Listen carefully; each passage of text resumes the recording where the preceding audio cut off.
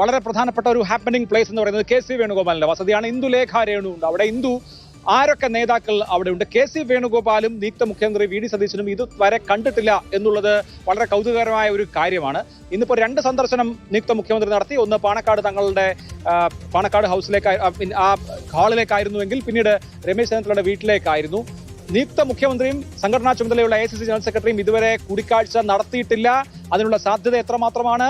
ഇപ്പോൾ K C ക്യാമ്പിൽ ആരൊക്കെയാണ്?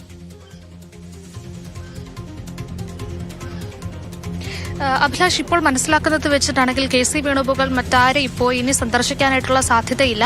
രമേശ് ചെന്നിത്തലയുടെ വീട്ടിലേക്ക് എത്തി അദ്ദേഹത്തെ സന്ദർശിക്കുമെന്ന് മുൻപ് പറഞ്ഞിരുന്നു. പക്ഷേ അതിനുള്ള സാധ്യതകളെല്ലാം തന്നെ മങ്ങുകയാണ്. കെ സി വേണുഗോപാൽ ഇവിടെ നടക്കുന്ന ചർച്ചയ്ക്ക് ശേഷം നേരെ പുറപ്പെടുക ആലപ്പുഴയിലേക്കുള്ള വീട്ടിലേക്കാകുമെന്നാണ് മനസ്സിലാക്കുന്നത്.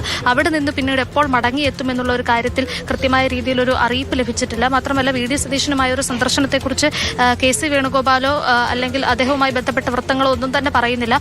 അത്തരത്തിലുള്ള കൂടിക്കാഴ്ചകൾക്കുള്ള സാധ്യതകൾ എല്ലാം മങ്ങലേൽക്കുകയാണ് എന്ന് തന്നെ പറയാം. മാത്രമല്ല കെ സി വേണുഗോപാലിന്റെ വീട്ടിലേക്ക് തിരക്കൊഴിയുന്നില്ല, അല്ലെങ്കിൽ സന്ദർശകരുടെ എണ്ണം ഒട്ടും കുറയുന്നില്ല എന്ന് തന്നെ പറയാം. നിലവിൽ ഇപ്പോൾ ഉള്ളിലുള്ളത് IC ബാലകൃഷ്ണൻ, ബിന്ദു കൃഷ്ണ, ജബി മേത്തർ, അതുപോലെ തന്നെ M ലിജു തുടങ്ങിയവരൊക്കെ ഉള്ളിലുണ്ട്.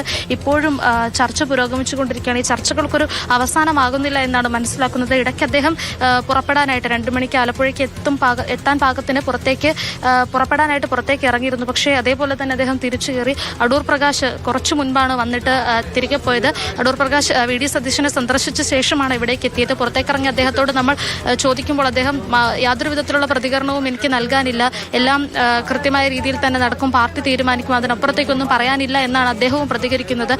കെ സി വേണുഗോപാലിന്റെ പക്ഷം ആവശ്യപ്പെടുന്ന 6 സീറ്റ് നമ്മൾ പറയുന്നത് പോലെ തന്നെ ആ 6 സീറ്റിൽ ഉറച്ചു നിൽക്കുകയാണ്. അത് കിട്ടുമെന്ന് തന്നെയാണ് ഇവരുടെ പ്രതീക്ഷ. കാരണം നമുക്കറിയാം പാർലമെന്ററി പാർട്ടി യോഗത്തിൽ ഇത്രയും അധികം അംഗങ്ങളുടെ സപ്പോർട്ട് കിട്ടിയ ഒരു നേതാവ് മറ്റുണ്ടാകാൻ വഴിയില്ല. രാവിലെ പറഞ്ഞതുപോലെ തന്നെ കെ കരുണാകരൻ അദ്ദേഹത്തിന്റെ പ്രതാപകാലത്ത് പോലും ഇത്രയധികം അംഗങ്ങളുടെ ഒരു സപ്പോർട്ട് അദ്ദേഹത്തിന് ലഭിച്ചിരുന്നില്ല. അപ്പം അതിലധികം സപ്പോർട്ട് ലഭിച്ച്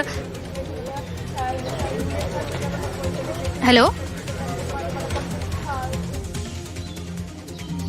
ഞാൻ ഇന്ദുലേഖയിലേക്ക് വരാം. അഭിലാഷ്, അവിടെ നടക്കുന്നത് ശരിക്കും പറഞ്ഞാൽ ഇവിടെ നടക്കുന്നതിന് സമാനമായി തന്നെയുള്ള സീറ്റ് വിഭജന ചർച്ചകളും വകുപ്പ് വിഭജന ചർച്ചകളും ഒക്കെ ആയിരിക്കും എന്ന് പ്രതീക്ഷിക്കാമല്ല. കാരണം 6 ചോദിക്കുന്നുണ്ടെങ്കിൽ ഈ 3 നമ്മൾ നേരത്തെ പറഞ്ഞ 3 ഉറപ്പാണ്. അതിനുശേഷം പിന്നീടൊരു 3 കൂടി വന്നാൽ അത് ആരൊക്കെ എന്നുള്ളൊരു വളരെ പ്രധാനപ്പെട്ട കാര്യമാണ്. കേസിക്കും ചേർത്ത് പിടിക്കാൻ ഒരുപാട് പേരുണ്ട്. അപ്പോൾ അതിൽ ആരെയൊക്കെ സജസ്റ്റ് ചെയ്യും എന്നൊരു പ്രധാനപ്പെട്ട കാര്യം കൂടിയാണ്. അപ്പോൾ ആ ചർച്ച ഇപ്പൊ ഇതിന് സമാന്തരമായ ചർച്ച അവിടെ ഈ നിയമസഭാ കക്ഷിയിലെ ഭൂരിപക്ഷം നേരത്തെ ആന്റണി പറഞ്ഞ ഒരു കാര്യമുണ്ടല്ലോ. AK ആന്റണിക്ക് പോലും നിയമസഭാ കക്ഷിയിൽ ഇത്രയും കൂടുതൽ MLA-മാരുടെ പിന്തുണ ഉണ്ടായിരുന്നില്ല എന്ന്. ശരിയാണത്. കാരണം AI എന്ന നിലയിൽ 2ആയി വിഘടിച്ച് നിൽക്കുകയായിരുന്നു. കോൺഗ്രസിന് 60-ൽ കൂടുതൽ MLA-മാർ ഉണ്ടായിരുന്ന കാലത്ത് ഇവിടെ 47 MLA-മാരുടെ പിന്തുണ കെ സി വേണുഗോപാലിനുണ്ട് എന്നാണ് അറിയുന്നത്. പക്ഷേ നമുക്കറിയാം ഇനി കാര്യങ്ങൾ അധികാര കേന്ദ്രങ്ങൾ മാറുന്നതനുസരിച്ച് കാര്യങ്ങളൊക്കെ മാറാം, ലോയൽറ്റി ഷിഫ്റ്റ് ചെയ്യാം തുടങ്ങിയ കാര്യങ്ങളൊക്കെ അവിടെ നിൽക്കുന്നു. അപ്പോഴും ഈ 6 പേർ മന്ത്രിസഭയിലേക്ക് വരികയാണെങ്കിൽ ആ 6 പേരെ സെലക്ട് ചെയ്യുക 47-ൽ നിന്ന് അത്ര എളുപ്പമാവുമോ? അതാണ് പറഞ്ഞത്. ഈ കെ സി 47 കഴിഞ്ഞവർ 50-നടുത്തുള്ള കണക്ക് വരെ പറയുന്നുണ്ട്. ഈ IC ബാലകൃഷ്ണന്റെ പേരൊന്നും ഈ കെ സി ക്യാമ്പിൽ അവർ കൂട്ടിയിരുന്നതല്ല, ഉറപ്പിച്ച് കൂട്ടിയിരുന്നതല്ല. പക്ഷേ IC ബാലകൃഷ്ണൻ പറഞ്ഞു കൊടുത്തത് KC + RC എന്നാണ്. ഫസ്റ്റ് ചോയ്സ് KC ആയിരുന്നു. അപ്പോൾ അങ്ങനെ ഏകദേശം ഒരു 50-നടുത്ത് വരുന്നുണ്ട് എന്നുള്ളതാണ് അവർ പറയുന്നത്. പക്ഷെ അതല്ല, MLA-മാരുടെ കണക്കിലും ഈ പറയുന്ന അത്ര ഭീകരമായ ഒരു പിന്തുണ KCക്ക് ഉണ്ടായിരുന്നില്ല. വി ഡി സതീശനെ പിന്തുണയ്ക്കാനും ആളുകൾ ഉണ്ടായിരുന്നു. ഇവർ ആദ്യം പറഞ്ഞ 7 എന്നുള്ള കണക്കൊന്നുമില്ല, അതിനൊക്കെ അപ്പുറത്ത് MLA-മാർ ഒപ്പമുണ്ട് എന്നുള്ള ആത്മവിശ്വാസം വി ഡി സതീശൻ പങ്കുവയ്ക്കുകയും ചെയ്തതാണ്. രമേശ് ചെന്നിത്തലയും അതുപോലെ തന്നെ ആളുകളുടെ എണ്ണമൊക്കെ പറഞ്ഞാണ്. എന്തോന്നാലും 40-ന് മുകളിലുണ്ടല്ലോ, 40-ന് മുകളിൽ MLA-മാരുടെ പിന്തുണ KCക്കുണ്ട് എന്ന കാര്യത്തിൽ ആർക്കും തർക്കമുണ്ടാകാനുള്ള സാധ്യതയില്ല. ഈ പറഞ്ഞ 2 നേതാക്കന്മാർക്കും തർക്കമുണ്ടാകാനുള്ള സാധ്യതയില്ല.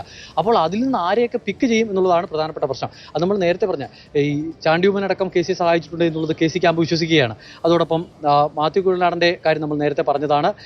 AP അനിൽകുമാറും സ്വാഭാവിക ചോയ്സായി എത്തും. T സിദ്ദിഖിനെ പരിഗണിക്കാതിരിക്കാൻ കഴിയുമോ എന്നൊരു പ്രശ്നം നിൽക്കുന്നു. സിദ്ദിഖോ അൻവർ സാദത്തോ എന്ന ചോദ്യം വന്നാൽ ഇപ്പോൾ രമേശ് ചെന്നിത്തല എന്തായാലും അൻവർ സാദത്തിനൊപ്പമാണ്. പക്ഷേ T സിദ്ദിഖ് ഒരു സംഘടനാ നില നോക്കിയാൽ A ഗ്രൂപ്പിന്റെ ഭാഗമായി ദീർഘകാലം നിൽക്കുകയും കോൺഗ്രസ് അധ്യക്ഷനാവുകയൊക്കെ ചെയ്തൊരു പരിസരമുണ്ട്. അപ്പോൾ ആ കാര്യത്തിൽ ഒരാൾക്ക് എന്തായാലും നറുക്ക് വീഴുള്ളൂ എന്നുള്ളത് ഉറപ്പാണല്ലോ. അത് ഉറപ്പാണ്. വയനാടത്തെ കണക്ക് നോക്കിയാലും ഒരാൾക്ക് നറുക്ക് വീഴാനുള്ള സാധ്യതയുള്ളൂ. അതിൽ IC ബാലകൃഷ്ണൻ ഉണ്ടെങ്കിൽ സ്വാഭാവികമായും ഉണ്ടാവില്ല. മാത്രമല്ല, നമ്മൾ ഇത് പറയുമ്പോൾ അൻവർ സാദത്ത് സിദ്ദിഖ് എന്ന് മാത്രം പറയുമ്പോൾ മറ്റൊരു പേര് കൂടിയുണ്ട്. ഷാനിമോൾ ഉസ്മാൻ അവിടെ നിൽക്കുകയാണ്. ഷാനിമോൾ ഉസ്മാൻ വി ഡി സതീശന്റെ ക്യാമ്പിൽ ഉണ്ട് എന്ന് വിശ്വസിക്കപ്പെടുന്ന നേതാവാണ്. അപ്പോൾ ഷാനിമോൾ ഉസ്മാൻ വന്നാൽ കോൺഗ്രസിന് 2 കാര്യം. അതായത് വനിതാ പ്രാതിനിധ്യം എന്നുള്ളത് വേണമെങ്കിൽ ഷാനിമോൾ ഉസ്മാനിൽ ഒതുക്കാൻ കഴിയും എന്ന് പ്രതീക്ഷിക്കുന്നുണ്ട്. അപ്പോൾ ഷാനിമോൾ ഉസ്മാനെ വേണമെങ്കിൽ പരിഗണിക്കാം. അങ്ങനെ ഒരുപാട് ഈ ഫോർമുലകളെല്ലാം കൂടി അതുകൊണ്ടാണ് ഞാൻ ഇപ്പോഴും വി ഡി സതീശന്റെ ആത്മവിശ്വാസം ആയതുകൊണ്ട് ഞാൻ അതിനെ തള്ളിക്കളയുന്നില്ല. കാരണം വി ഡി സതീശൻ പങ്കുവച്ച ആത്മവിശ്വാസമെല്ലാം അതുപോലെ പ്രായോഗികമായി നടന്നിട്ടുണ്ട് എന്നുള്ളതുകൊണ്ട് അതിനെ തള്ളുന്നില്ല. പക്ഷേ ഇത്രയും കൺഫ്യൂഷൻ നിൽക്കുന്നതിടയ്ക്ക് ഇന്നുകൊണ്ട് എല്ലാം തീരുമാനമെടുത്ത് നാളെ പോകും എന്ന് പറയുമ്പോൾ എത്രത്തോളം തിരക്കിട്ട ചർച്ചകളാണ് ഇനി നടക്കാനുള്ളത്. ഇനിയുള്ള മണിക്കൂറുകൾ എന്ന് പറയുന്നത് ഇത്രയും നേരം പോയതുപോലെ ആകില്ല. നേരത്തെ അഭിലാഷ് പറഞ്ഞതുപോലെ വെറുതെ ഒരു ചർച്ച അല്ലെങ്കിൽ കൂടിക്കാഴ്ചകളൊക്കെയാണ് ഇത്രയും നേരം നടന്നതെങ്കിൽ ഇനിയുള്ള ഗൗരവമുള്ള ചർച്ച നടക്കാൻ പോകുന്നത് ഇനി അങ്ങോട്ട് 2 മണി 3 മണി മുതൽ ആയിരിക്കും. തിരക്കിട്ട മാരത്തോൺ ചർച്ചകളിലൂടെ ഒരു തീരുമാനത്തിലേക്ക്, ഒരു ചുരുക്ക പട്ടികയിലേക്ക് എത്തി ആ പട്ടിക നാളെ ഗവർണർക്ക് സമർപ്പിക്കും എന്നുള്ളതാണ് പറയുന്നത്. ആ ചർച്ചയ്ക്കാണ് നമ്മൾ ഇനി സാക്ഷ്യം വഹിക്കുക.